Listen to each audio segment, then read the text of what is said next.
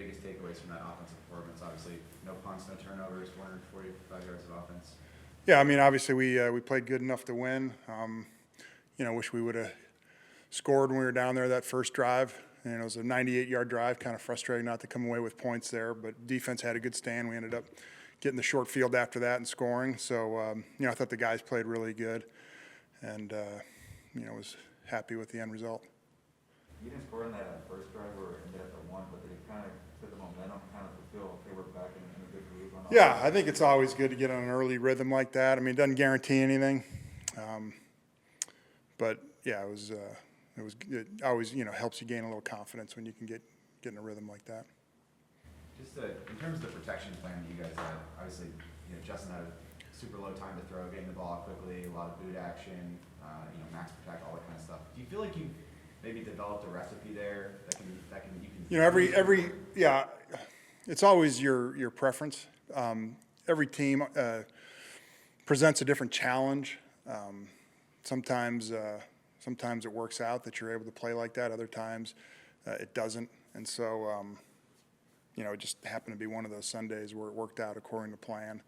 And it's always satisfying, but doesn't guarantee that you're always able to execute in that fashion week to week, but it's always your goal. Do you feel like that's the first complete offensive game you guys have had with offensive line blocking well?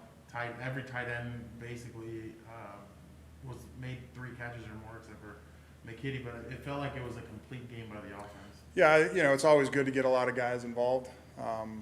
The running numbers might not have been as high as some other games, but it was effective when we needed it. So, was it the most? I don't know, but it felt really good as far as I think anytime you don't punt, it feels good. So,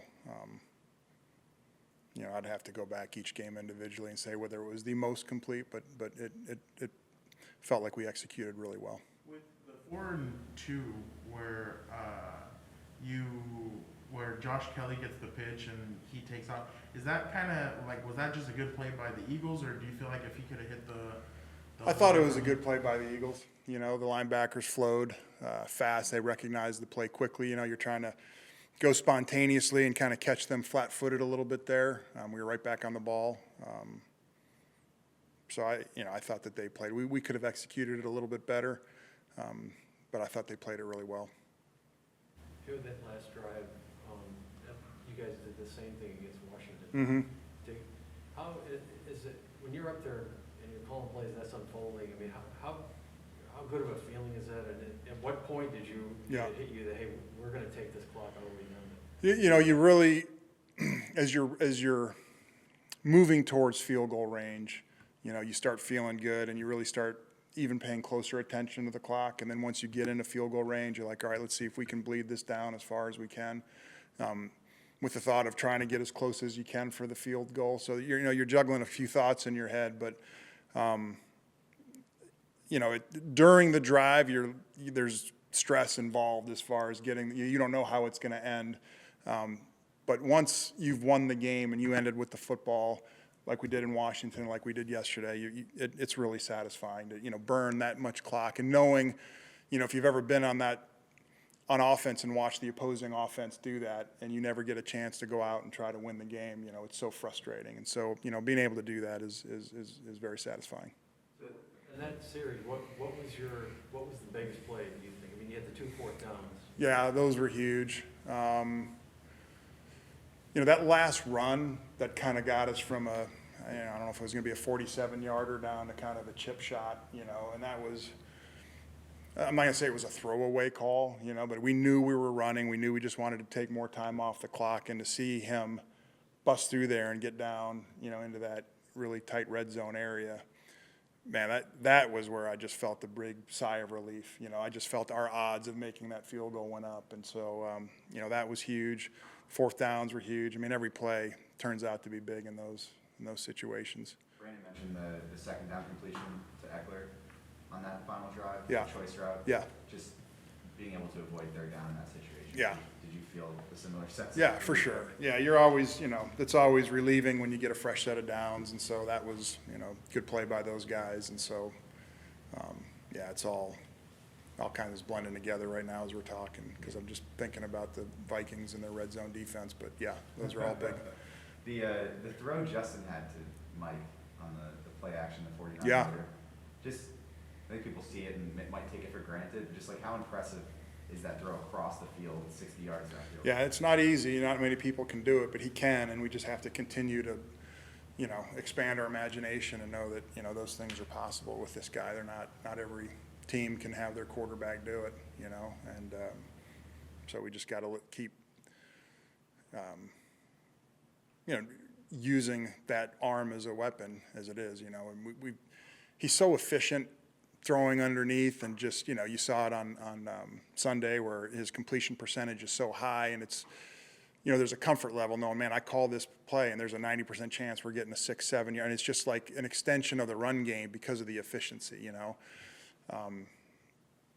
and that could cause you to kind of play it safe sometimes, and I think you have to, and really that play, Kevin Koger, our tight end coach, was like, hey, I think that one's here. It was kind of, I'll give him credit for calling that, and so just always keeping, hey, what shot, is applicable here on this drive, I think is important to keep doing, and again, when he's just firing away that efficient, it's hard to, because that's not a high percentage throw, and it's like, man, would I rather be, sometimes it's like, would I rather be 2nd and 2 here or 2nd and 10, but you got to force yourself to do it. So, and we did, we did some of that on Sunday. We'll continue I'll continue to try to keep that aggression up.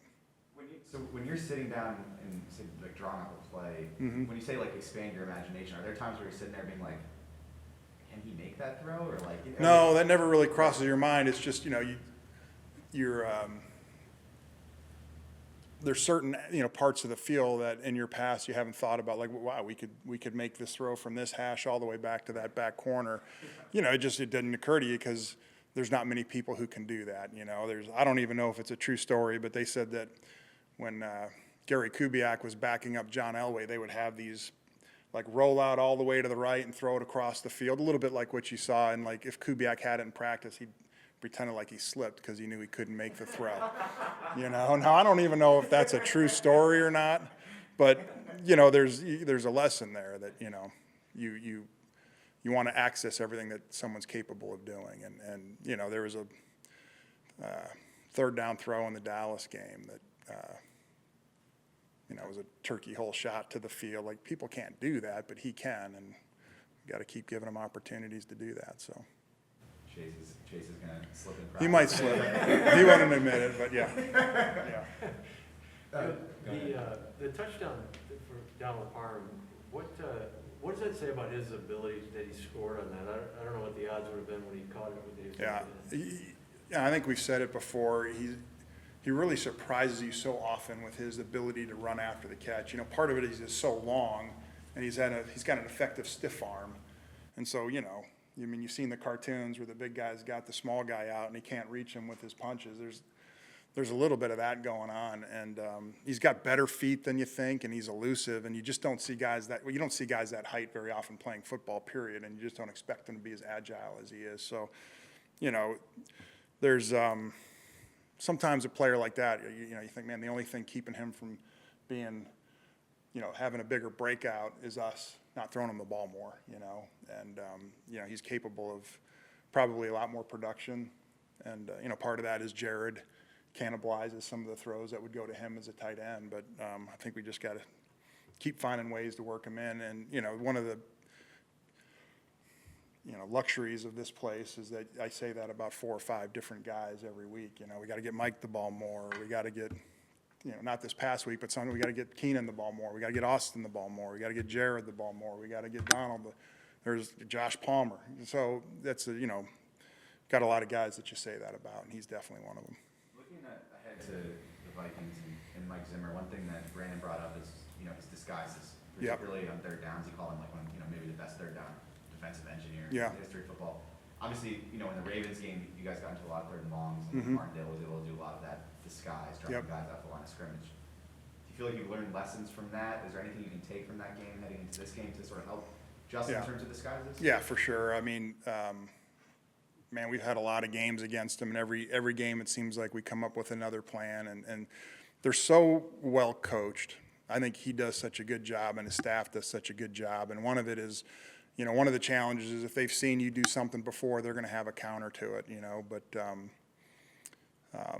it's something that we've had a lot of experience with over the years, and I don't think you ever have the perfect plan, but, part of it is trying to stay out of third down as much as you can, and, it's kind of what we're practicing today. And so, you always think you have the right plan. Sometimes you do, sometimes you don't, and, we think we do this week, and we'll find out come Sunday, but they've always been a challenge, in New Orleans. We had some battles with them, and it's never easy. It's never easy. Have you dug into that film this week? I think you're always, when you've got the same coordinator, especially as you get into special situations, the third down and red zone, you'll go look at the archives a little bit more closely if you don't have, as much a sample size. But, this game is so much about matchups. Sometimes when you're looking at different players, even though the scheme's the same, it's like, all right, does this apply given their current cast of characters? And so, there's a little bit of that, but you're really trying to focus on who you're playing against as much as what they're doing. With the Vikings, they've had 3 overtime games. I think last week they had 98 snaps on defense. How much does that factor into the game plan, if anything? Yeah, I guess you kind of hope they're tired, but, they're going to have a week to recover. So I don't put a whole lot of stock to it. If they come in and they're a little beat up and tired, that would be great. But, I expect to get their best shot and everyone being 100%, so.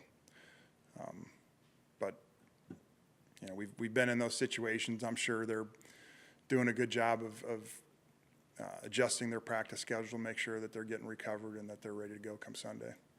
And can you talk about the linebackers with Vikings, specifically with Anthony Barr and Derrick Hendricks? Yeah. What they bring to the team? Yeah, they've been together for so long. They play off each other so well. Their communication, part of the magic of their third down is those guys' ability to communicate with each other and recognize protections, and they've got a way of making you wrong. They figure out what you're doing and they figure out a way to defeat it. And so, Harrison Smith has been a part of that kind of what I've always considered. Those are kind of the straws that stir that drink out there as far as, their ability to disguise and everything. And so Harrison's not going to be playing because of his illness, but, those two guys I think are two of the best tandems linebacker-wise in the NFL, and they've been doing it a long time together. So it's a challenge. We played them on Christmas last year, and I think they were both out, and that made it a lot easier. With Rashawn Slater and Justin Herbert being so young and playing so well already, have you seen that before, and how unique is that to have with your team? I think it's unique. I can kind of harken back to Tron Armstead's rookie year, and he was from a smaller school, came in and he didn't start right away. And then late in the year, we kind of stuck him in at left tackle, and I remember never thinking about the left tackle again. We just knew he had everyone blocked over there, and so it's not unprecedented, but it's definitely unique, and I think it's such a credit to those guys, their maturity. It's not easy coming into this league and playing that well, that fast, and I think it speaks a lot to those guys, and glad to have them.